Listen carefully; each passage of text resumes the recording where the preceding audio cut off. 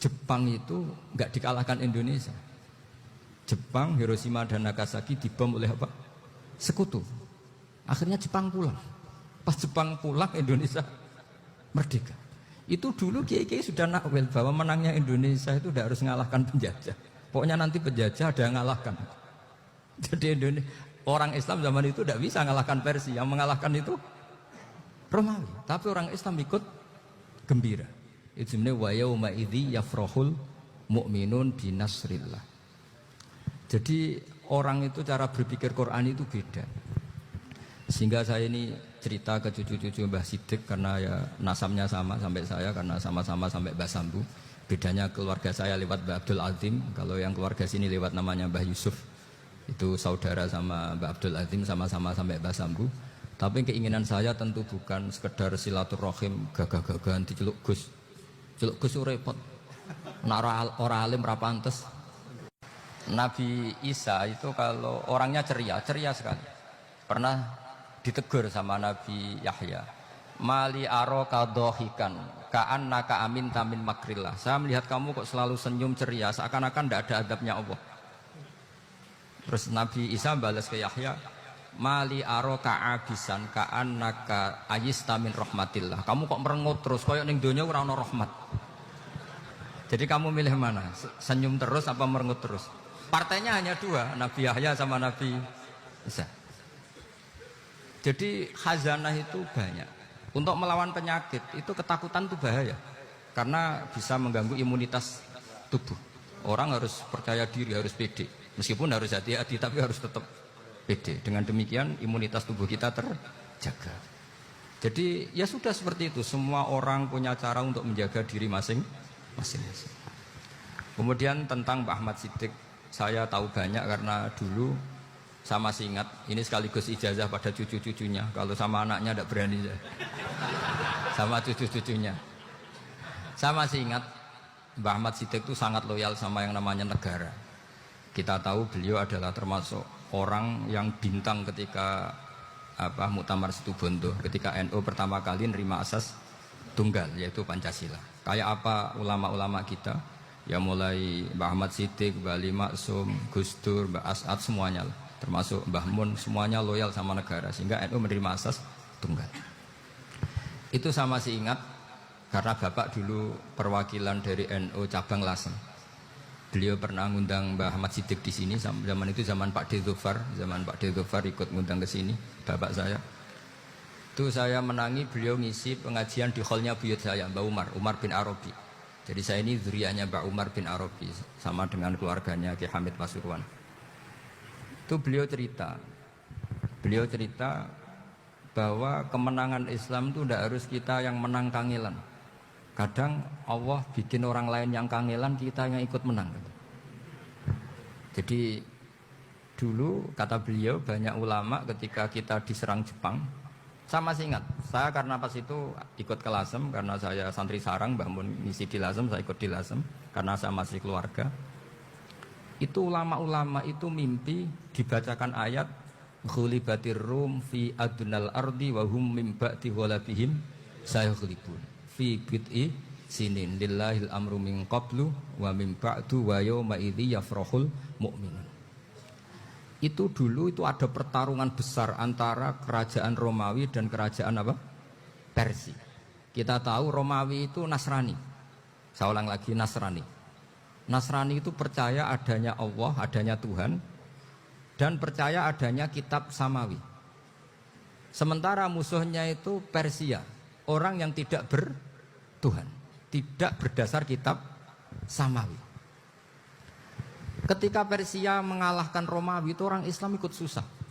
Karena terus dibully sama orang-orang kafir Mekah. Orang kafir Mekah adalah orang yang tidak punya kitab samawi.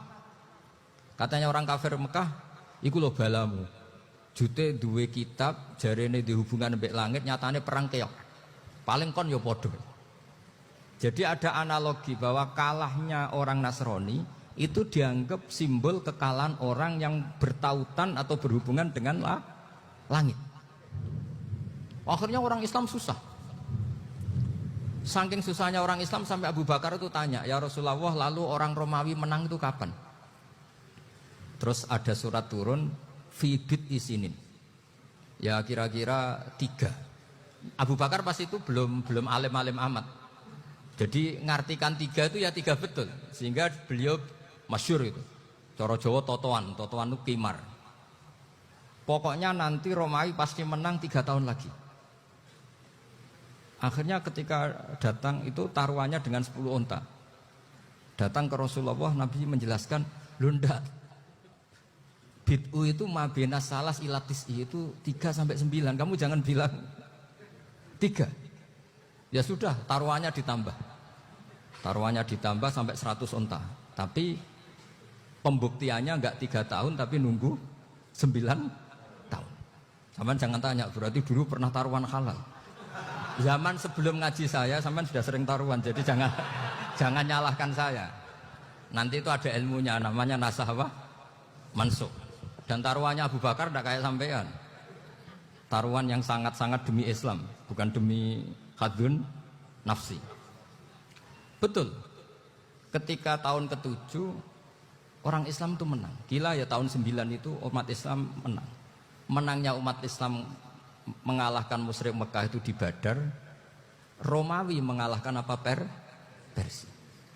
Gara-gara Romawi mengalahkan Persia itu cara berpikir orang itu rubah. Ternyata langit itu ada, kekuatan langit itu ada. Sehingga meskipun akhirnya orang Kristen bilang ada Trinitas, terus mereka keliru dalam mengartikan Isa, tapi ada sekian nabi yang mereka sebut dan mereka hormati. Ada sekian kesamaan. Sehingga dalam Islam, saya ulang lagi, dalam Islam, andai kan disuruh milih orang komunis sama orang Nasrani, Islam tentu sama-sama kerjasama, milih sama yang Nasrani. Karena ini ahli kitab, kerjasama loh, bukan milih menjadi Nasrani. Nanti kalian salah paham, senangannya terus bully. Itu semangatnya pasti hasad.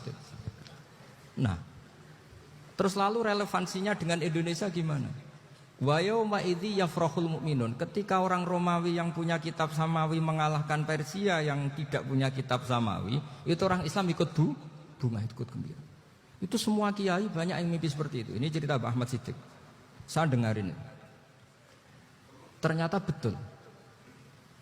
Jepang itu nggak dikalahkan Indonesia. Jepang, Hiroshima dan Nagasaki dibom oleh apa? Sekutu. Akhirnya Jepang pulang. Pas Jepang pulang, Indonesia merdeka. Itu dulu kiai-kiai sudah nakwil bahwa menangnya Indonesia itu tidak harus mengalahkan penjajah. Pokoknya nanti penjajah ada yang mengalahkan. Jadi orang Islam zaman itu tidak bisa mengalahkan Persia. Yang mengalahkan itu Romawi. Tapi orang Islam ikut gembira.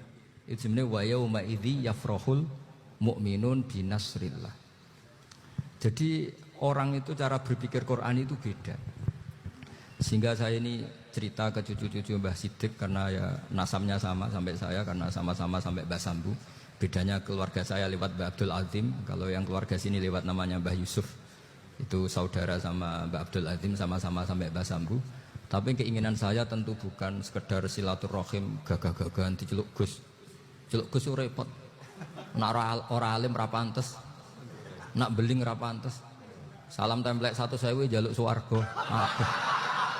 Tuhan, kok mentalan yang 1.000 jaluk. Kamu nginep di hotel 100.000 itu tidak cukup, apalagi untuk bayar apa? Surga itu nggak sopan sekali. 1 juta ya nggak bisa itu, 100 juta juga nggak jelas juga. Terus sampai mendingan nggak usah salam template, malah nggak mungkin masuk surga kalau.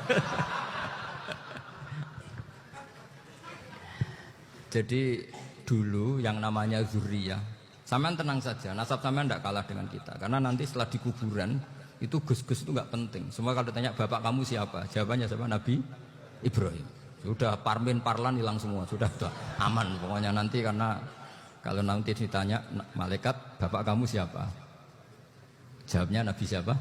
Ibrahim. Makanya saya itu pemuja Allah yang serius. Sampean ya pemuja Allah, tapi kan kadang kurang alim. Saya ini pemuja Allah serius. Saya itu kalau ngaji, ya ngaji biasa belajar, itu sering nangis seneng. Misalnya saya baca tadi, Miftahul Jannah la ilaha illallah, lung kunci kok dikasihkan. Kita ini masuk neraka gak pantas, enggak bawa kuncinya kok masuk. Harusnya kita ini masuk surga, kita kan pegang kunci surga, gak pegang kunci neraka.